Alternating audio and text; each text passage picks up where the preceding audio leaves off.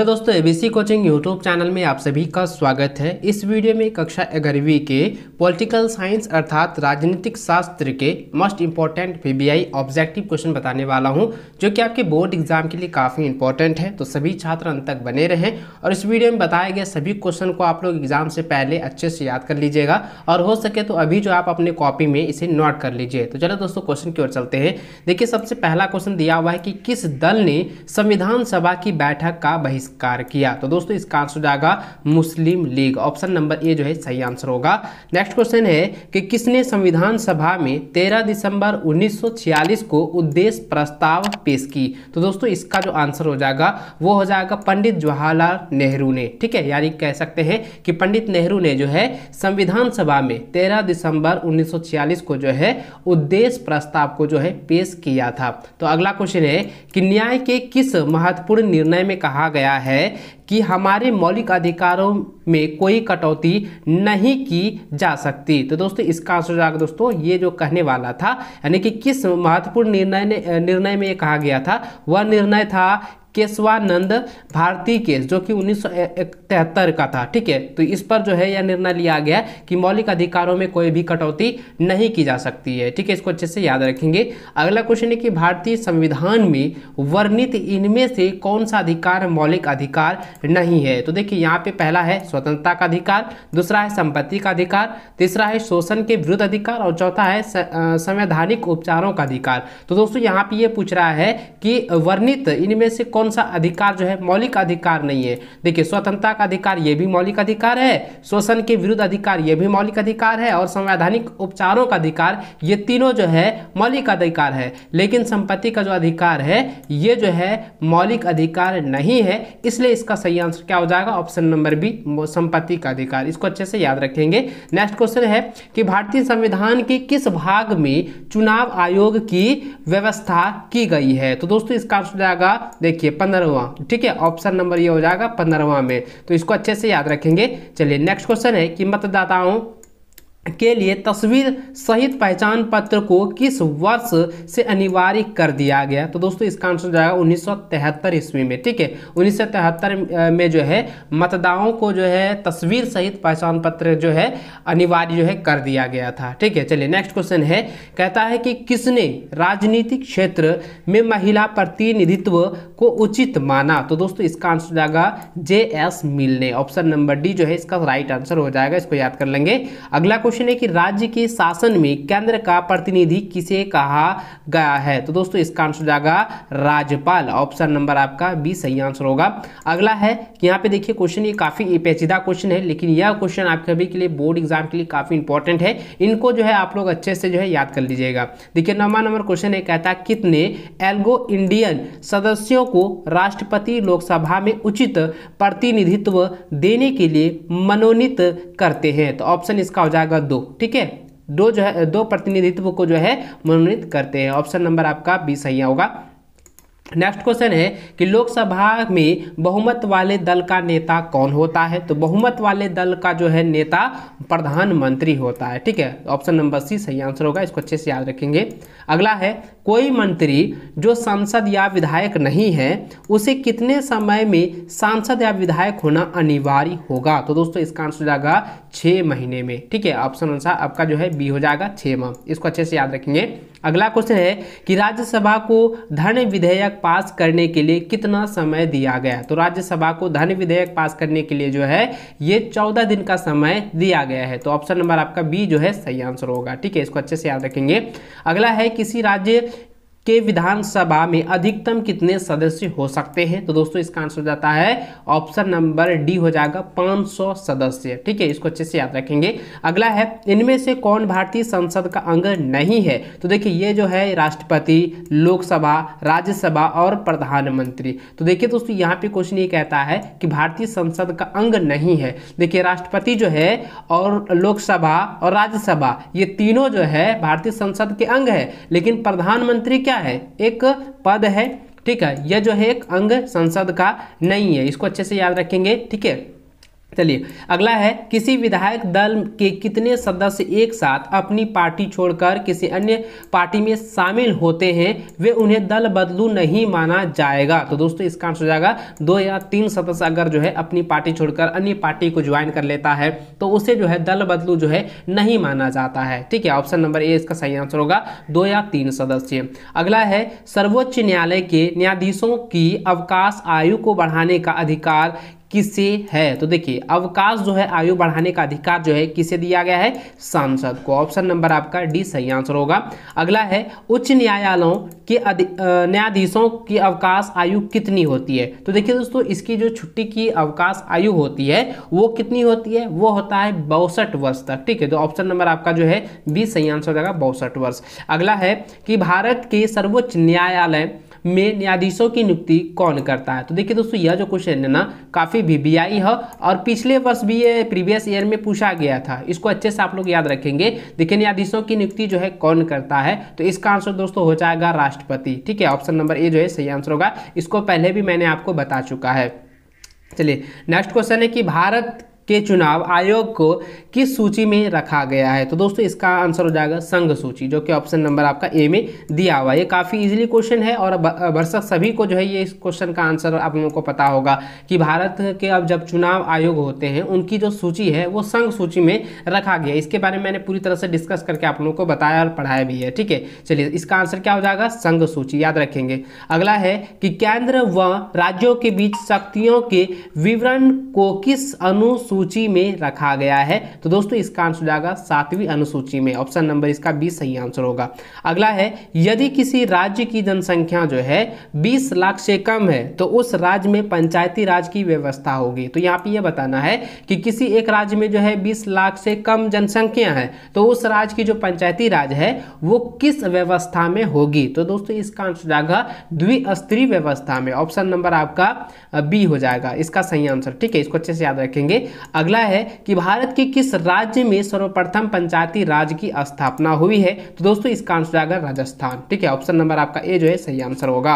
अगला है, भारतीय संविधान का मूल दर्शन क्या है। तो भारतीय संविधान का जो मूल दर्शन होता है वो है लोकतांत्रिक समाजवाद। ठीक है, ऑप्शन नंबर डी जो है इसका सही आंसर होगा, इसको अच्छे से याद रखेंगे। अगला है कि संविधान की सजीवता, ठीक है, सजीवता के लिए इनमें से कौन महत्वपूर्ण नहीं है। तो देखिए दोस्तों यहाँ पे संविधान की सजीवता महत्वपूर्ण होने के लिए कौन इसमें से उपयुक्त नहीं है ये आपको यहाँ पे पूछा गया है। तो दोस्तों इसका जो आंसर होगा वो ऑप्शन हो जाएगा ए नंबर, राजनीतिक पार्टी के कार्यक्रम जो है ये महत्वपूर्ण नहीं दर्शाता है, इसलिए ऑप्शन नंबर ए जो है इसका सही आंसर होगा।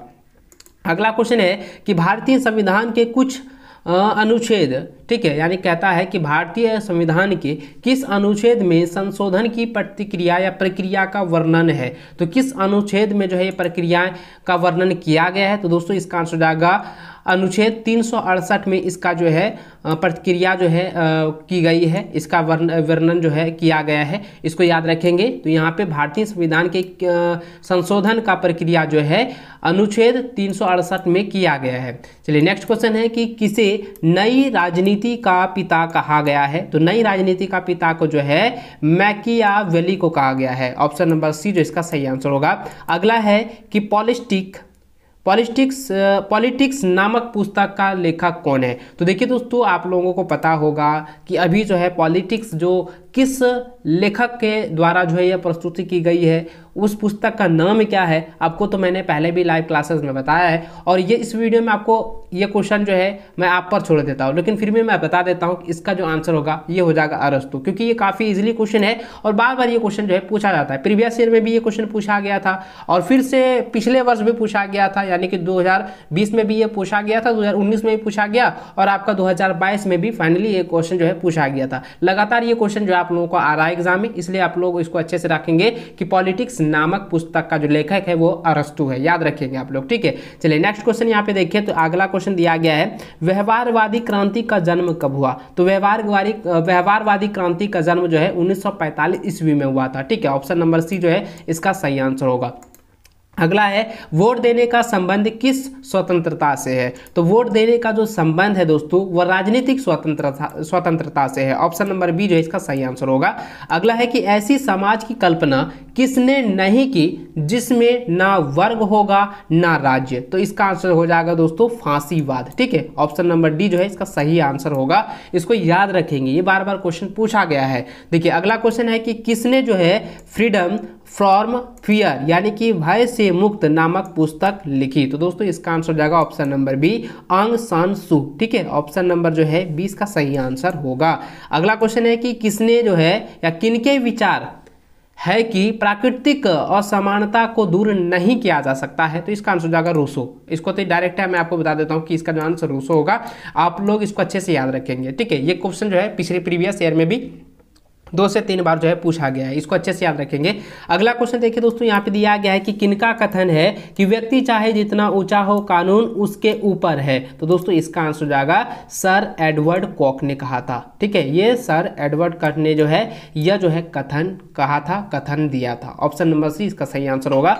अगला क्वेश्चन देखिए तो यहाँ लिखा है कि प्लेटो ने अपनी किस पुस्तक में न्याय संबंधित अवधारणा की व्याख्या की है। तो दोस्तों इसका आंसर हो जाएगा the Republic. Option number D इसका सही आंसर होगा, इसको अच्छे से याद रखेंगे। अगला है कि किस सिद्धांत के अनुसार जो है वर्ग विहीन समाज में ही न्याय उपलब्ध हो सकता है। तो दोस्तों इसका आंसर हो जाएगा ऑप्शन नंबर सी मार्क्सवादी। ठीक है, ऑप्शन नंबर हो जाएगा सी, इसको याद रखेंगे मार्क्सवादी। अगला क्वेश्चन है कि अधिकारों की सुरक्षा के लिए कौन सा तत्व जो है सर्वाधिक महत्वपूर्ण है। तो दोस्तों इसका आंसर हो जाएगा स्वतंत्र न्यायपालिका। ऑप्शन नंबर डी इसका राइट आंसर हो जाएगा। अगला है किसने कहा है कि किसी राज्य की पहचान वहां के अधिकारों की व्यवस्था से की जा सकती है। तो दोस्तों इसका आंसर हो जाएगा लॉक्सी। लॉक्सी के द्वारा ये जो है कहा गया था कि अगर किसी राज्य की पहचान करनी है तो वहां के जो अधिकारों की व्यवस्था है या अधिकारियों की व्यवस्था है उनको आप देख ले तो आपको जो है राज्य की पहचान ऑटोमेटिक पता चल जाएगा, आपका जो है पहचान मिल जाएगा। इस तरीके से उन्होंने कथन कहा था, उन्होंने कहा था, इसलिए इसका आंसर हो जाएगा लॉक्सी। ऑप्शन नंबर बी जो है इसका सही आंसर होगा। अगला क्वेश्चन है कि इनमें से जो है कौन जीव स्वतंत्रता तथा संपत्ति से संबंधित 3 अधिकारों को प्राकृतिक अधिकारों के रूप में माना है। तो दोस्तों इसका आंसर हो जाएगा ऑप्शन नंबर बी हो जाएगा, जॉन लॉक ने माना था। ठीक है, ऑप्शन नंबर बी इसका सही आंसर होगा। अगला है कि अपने से बड़े लोगों का सम्मान करना कौन अधिकार है। तो यानी कि कौन सा अधिकार है, अपने से अगर बड़े लोगों को हम सम्मान करते हैं तो यह कौन सा अधिकार है। तो दोस्तों यह जो है नैतिक अधिकार है। ठीक है, याद रखेंगे यह जो है नैतिक अधिकार है। तो नैतिक के बारे में तो आप लोग जानते ही हैं, अगर किसी भी बड़े व्यक्ति का रिस्पेक्ट करना, छोटे को जो है थोड़ा सहनशीलता से उसको समझाना, बताना, प्रेम भाव से उसको बातें करना, तो इस तरीके से जो है अधिकार जो होती है उसको हम लोग नैतिक अधिकार कहते हैं। ठीक है, ऑप्शन नंबर ए जो है इसका सही आंसर होगा। अगला क्वेश्चन है कि किसने आज के विश्व को भूमंडलीय गांव की संज्ञा दी है। तो दोस्तों इसका जो आंसर होगा ये ऑप्शन नंबर बी हो जाएगा, मार्शल मैक्लुहान ने। ठीक है, मार्शल मैक्लुहान, ऑप्शन नंबर बी जो है सही आंसर होगा। अगला है कि एक व्यक्ति एक वोट का सूत्र किसने दिया, यानी कि एक व्यक्ति एक ही वोट दे सकता है, यह जो फॉर्मूला है ये किसने दिया था। दोस्तों इसका आंसर जाएगा बेंथम ने। ठीक है, यह फॉर्मूला बेंथम ने दिया था, यह सूत्र जो है बेंथम ने दिया था, एक व्यक्ति और एक वोट। ऑप्शन नंबर ए जो है इसका सही आंसर होगा। अगला क्वेश्चन है कि किस देश में जो है रम्त का नियम के आधार पर नागरिकता मिलती है। तो दोस्तों इसका आंसर जाएगा फ्रांस। ठीक है, ऑप्शन नंबर बी जो है इसका सही आंसर होगा। अगला क्वेश्चन है कि इनमें से कौन सर्वश्रेष्ठ राष्ट्रवाद है। तो सर्वश्रेष्ठ राष्ट्रवाद जो होता है वो उदारवादी राष्ट्रवाद होता है। ऑप्शन नंबर डी जो इसका सही आंसर होगा। अगला है किसने कहा कि राष्ट्रवाद एक पूंजीवादी अवधारणा है। तो किसने कहा था, कार्ल मार्क्स ने। ठीक है, ऑप्शन नंबर डी इसका सही आंसर होगा। अगला क्वेश्चन है कि समाज की भलाई हेतु राज्य द्वारा किसी धर्म के मामलों में उचित निर्णय क्या होगा। तो दोस्तों इसका आंसर हो जाएगा ऑप्शन नंबर ए, राज्य धर्म के मामले में हस्तक्षेप करना। ऑप्शन नंबर जो ए सही आंसर होगा। अगला क्वेश्चन है कि धर्म लोगों के लिए अफीम है किसने कहा, यानी कि धर्म जो है लोगों के लिए अफीम है, ये किसने कहा था, मार्क्स ने कहा था। ठीक है, इसको अच्छे से याद रखेंगे, ये काफ़ी इंपॉर्टेंट क्वेश्चन है और कई सारे सवालों का जवाब भी मार्क्स नहीं होने वाला है, यानी कि कॉल मार्क्स होने वाला है। इसलिए दोस्तों कॉल मार्क्स जहाँ पे देखें आप लोग बिंदास होकर टिक लगा दीजिएगा। ठीक है, चलिए नेक्स्ट क्वेश्चन है, यहाँ पे दिया गया है कि किस आधार पर भारत एक धर्मनिरपेक्ष राज्य है। देखिए आप लोगों को तो पता होगा कि भारत जो है, इंडिया जो है एक धर्मनिरपेक्ष राज्य है। ठीक है, यहाँ पर जो है सभी धर्म के लोग जो है एकता के रूप में रहते हैं, एकता में रहते हैं, यानी कि एकजुट रहते हैं, सब भाईचारे में रहते हैं। तो यहाँ पे ये कह रहा है कि धर्मनिरपेक्ष जो राज्य है ये किस प्रकार से, किस आधार पर है। तो दोस्तों इसका आंसर हो जाएगा कि भारत में जो है धर्म के आधार पर भेदभाव नहीं किया जाता है। भारत में जो है भेदभाव नहीं होता है कि यह व्यक्ति जो है अन्य धर्म का है, यह व्यक्ति जो है अन्य धर्म का है। सभी जो है एक साथ जो है खाना खाते हैं, एक साथ उठते बैठते हैं,